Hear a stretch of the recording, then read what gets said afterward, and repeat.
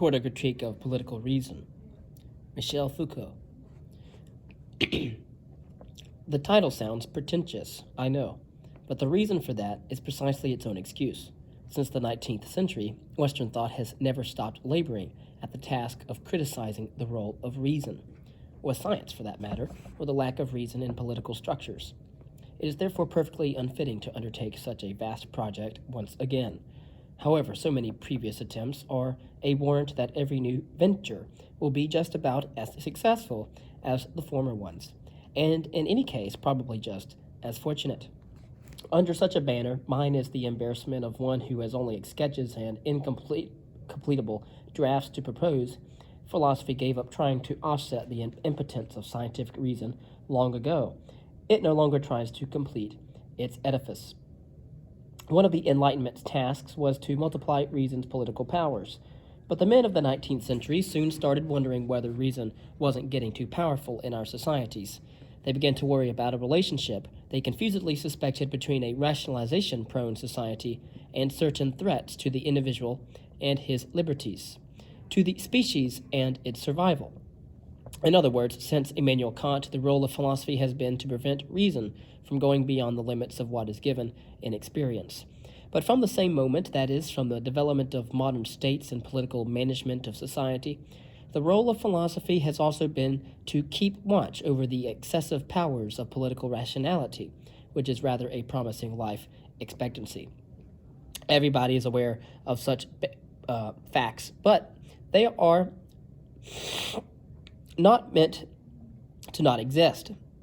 What we have to do with facts is to try to discover which specific and perhaps original problems are connected with them. The relationship between rationalization and the excesses of political power is evident, and we should not need to wait for bureaucracy or concentration camps in order to recognize the existence of such relations. But the problem is what to do with such an evident fact. Shall we try reason? To my mind, nothing would be more sterile. First, because the field has nothing to do with guilt or innocence. Second, because it is senseless to refer to reason as the contrary entity to non-reason. And last, because such a trial would trap us into playing the arbitrary and boring part of either the rationalist or the irrationalist. Shall we investigate this kind of rationalism that seems to be specific to our modern culture and originates in Enlightenment? I think that was the way of some of the members of the Frankfurt School. My purpose is not to begin a discussion of their works. They are most important and valuable. I would suggest another way of investigating the link between rationalization and power. 1. It may be wise not to take as a whole the rationalization of society or of culture, but to analyze this process in several fields, each of them grounded in a fundamental experience: madness, illness, death, crime, sexuality, and so on. 2. I think that the word rationalization is a dangerous one. The main problem when people try to rationalize something is not to investigate whether or not they conform to principles of rationality, but to discover which kind of rationality that they are using. 3. Even if the Enlightenment has been a very important phase in our history and in the development of political technology, I think we have to refer to much more remote processes if we want to understand how we have been trapped in our own history. This was my modus operandi in my previous work, to analyze the relations between experiences like madness, death, crime, sexuality, and several technologies of power. What I am working on now is the problem of individuality, or I should say self-identity, in relation to the problem of individualizing power. Everyone knows that in European societies, political power has evolved toward more and more centralized forms. Historians have been studying this organization of the state with its administration and bureaucracy for dozens of years. I would like to suggest in these two lectures the possibility of analyzing another kind of transformation in such power relationships. This transformation is perhaps less celebrated, but I think that it is also important, mainly for modern societies. Apparently, this evolution seems antagonistic to the evolution toward a centralized state. What I mean, in fact, is the development of power techniques oriented toward individuals and intended to rule them in a continuous and permanent way. If the state is the political form of a centralized and centralizing power, let us call pastorship the individualizing power. My purpose this evening is to outline the origin of this pastoral modality of power, or at least some aspect of its ancient history. And in the next lecture, I will try to show how this pastorship happened to combine with its opposite, that of the state. The idea of the deity, or the king, or the leader, as a shepherd followed by a flock of sheep was not familiar to the Greeks and Romans. There were exceptions, I know, early ones in Homeric literature, later ones in certain texts of the Lower Empire.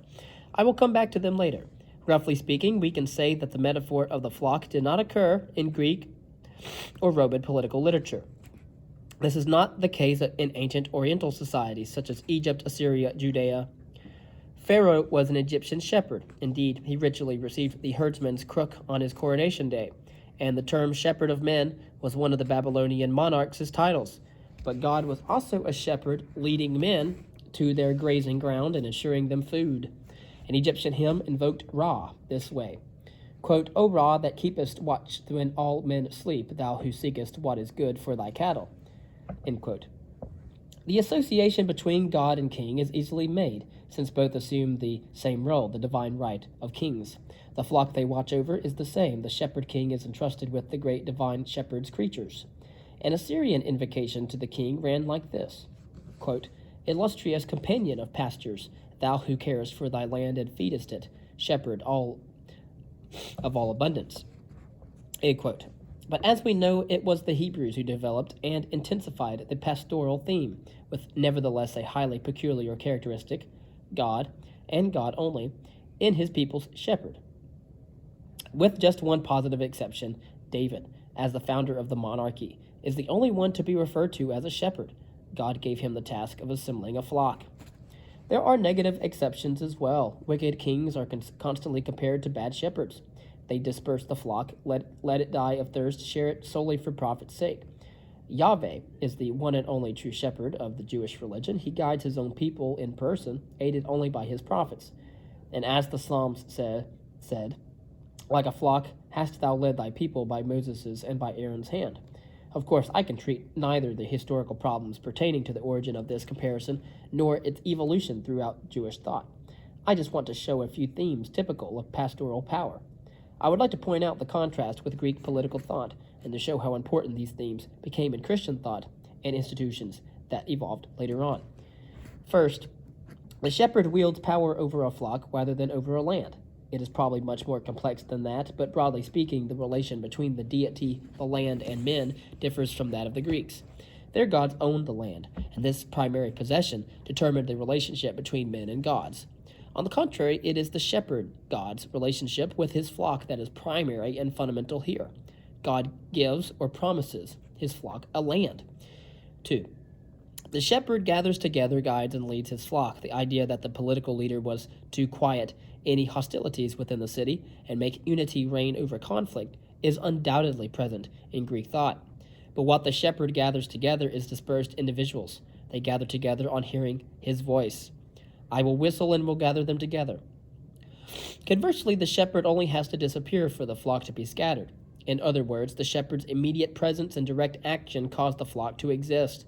Once the good Greek lawgiver like Solon has resolved any conflicts, what he leaves behind him is a strong city with laws enabling it to endure without him. The shepherd's role is to ensure the salvation of his flock.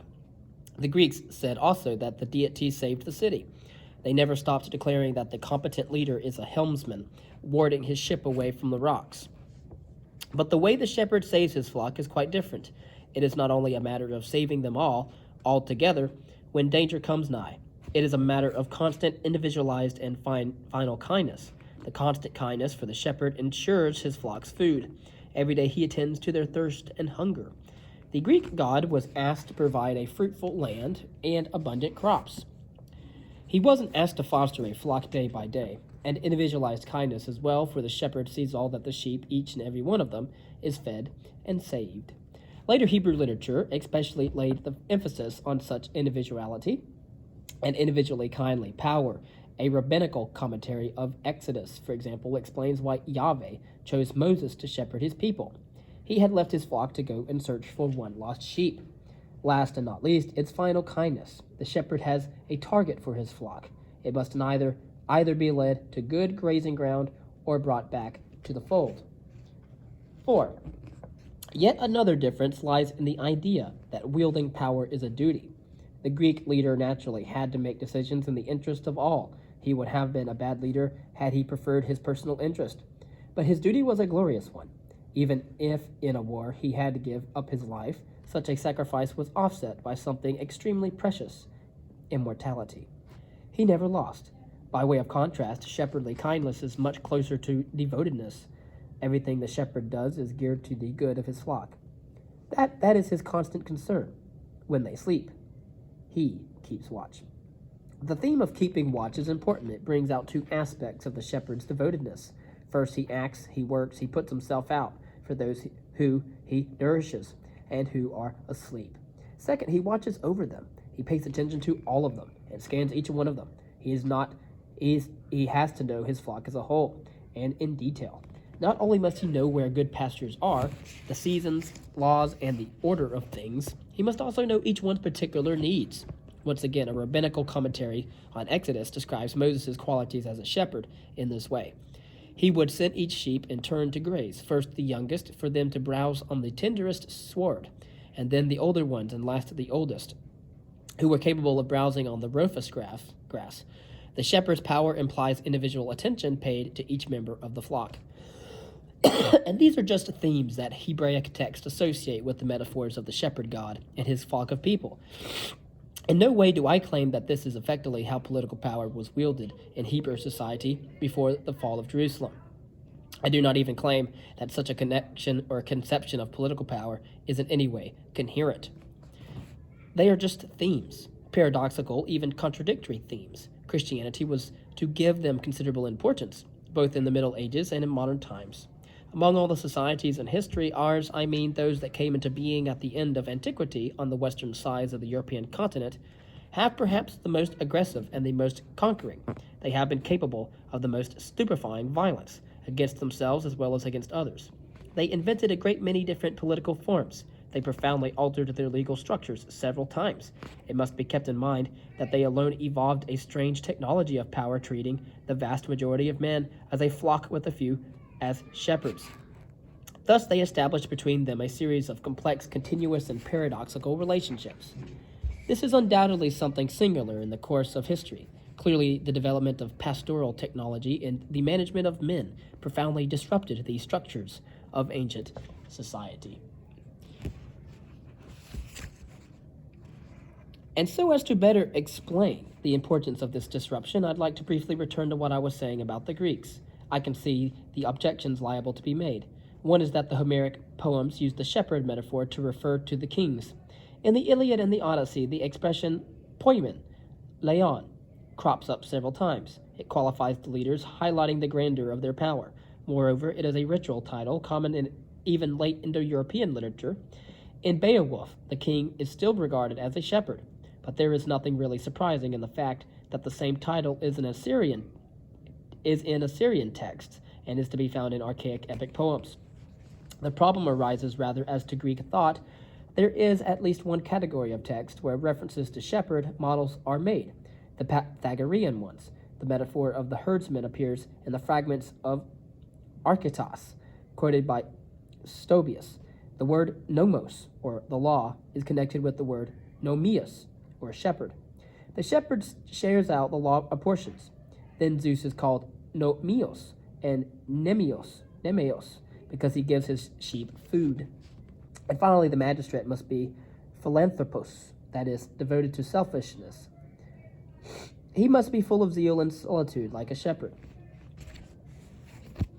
From Archytas' fragments proves a Hebrew influence unique in Greek literature. Other commentators say that the comparison between gods, magistrates, and shepherds was common in Greece. It is therefore not to be dwelt upon. I shall restrict myself to political literature. The results of the inquiry are clear. The political metaphor of the shepherd occurs neither in Isocrates, nor in Demosthenes, nor in Aristotle. This is rather surprising when one reflects that in his Areopagiticus, Isocrates insists on the magistrate's duties. He stresses the need for them to be devoted and to show concern for young people yet not a word as to any shepherd. By contrast, Plato often speaks of the shepherd magistrate. He mentions the idea in Critias, the Republic, and Laws. He thrashes it out in the Statesman.